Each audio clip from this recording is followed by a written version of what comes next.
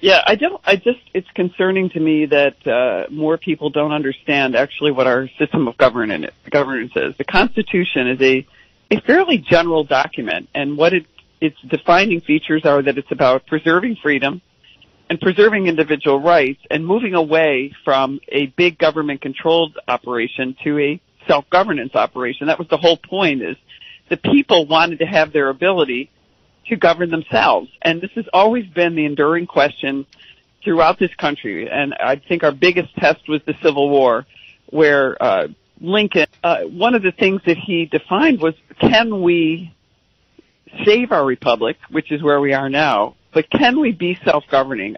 Do we have a society that enables us to be self-governing, to perpetuate that? And that's basically what the experiment is. So many people say democracy, democracy. Democracy is not in the Constitution. We aren't technically a democracy because our founders were concerned about tyranny of the majority. In fact, a lot of our minority rights are restored by our Constitution.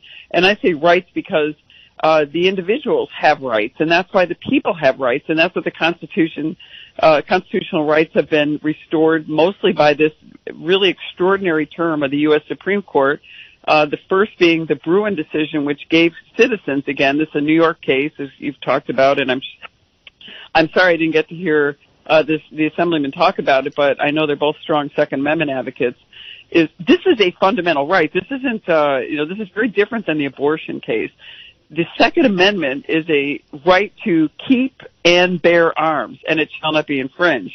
That's what Justice Thomas outlined, the plain meaning of this, and that the idea that the so-called Sullivan Law, not to be confused with our pistol permit officer, the Sullivan Law was a law that in many ways was a bigoted law. It was discriminating against people of Italian descent, assuming that they were automatically not people who could, bear arms at the same level as others, so they required this additional proper cause standard to carry a concealed permit. And that's why we have this restricted and non-restricted.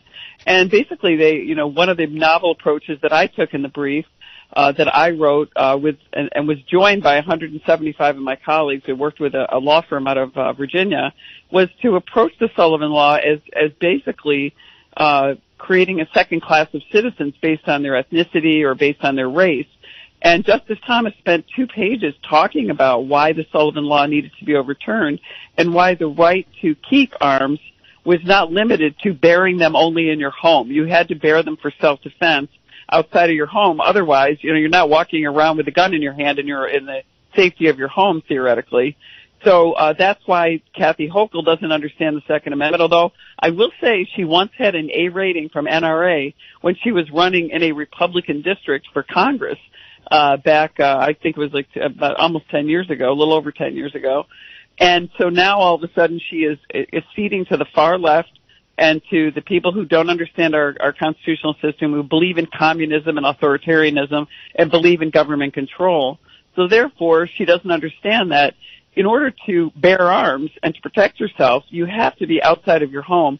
And I think this limitation that she's created is going to be overly broad, and it's going to be probably facially invalid by the Supreme Court case under Justice Thomas.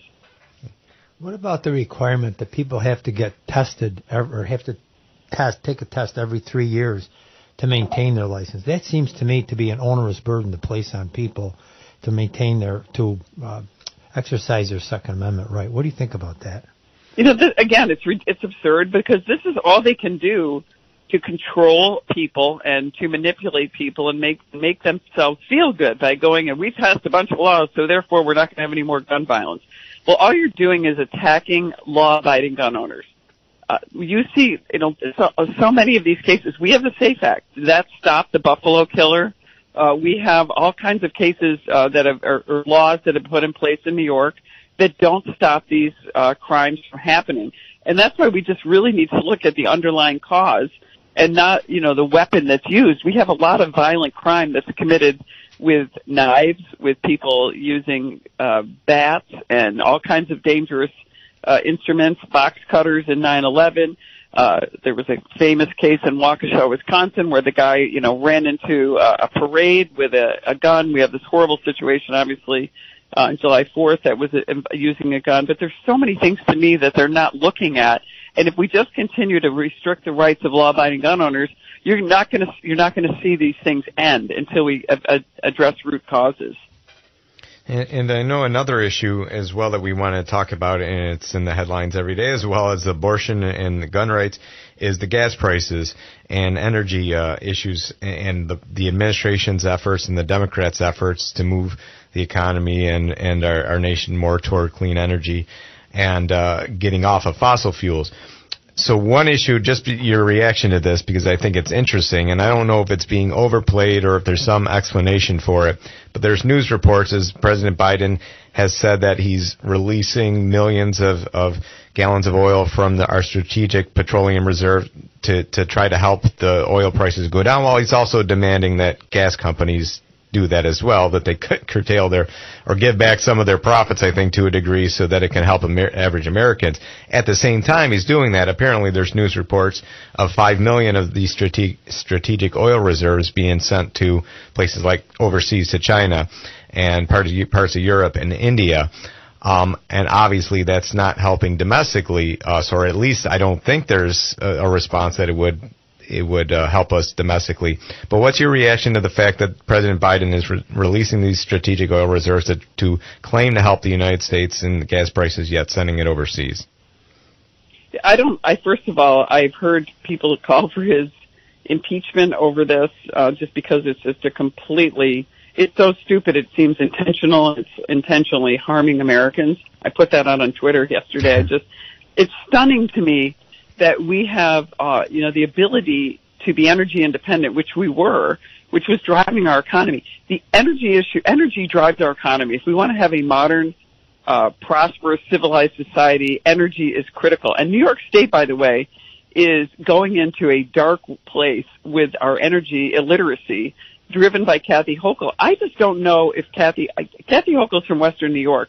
You can't really drive around Western New York without seeing the natural gas wells that are the vertical type gas wells. And trust me, I've driven up and down New York State for the last several months this year, all up and down the northern end and the southern tier. And I have seen, I know some of my staff have said, what is that? I go, that is a natural gas well. They're everywhere.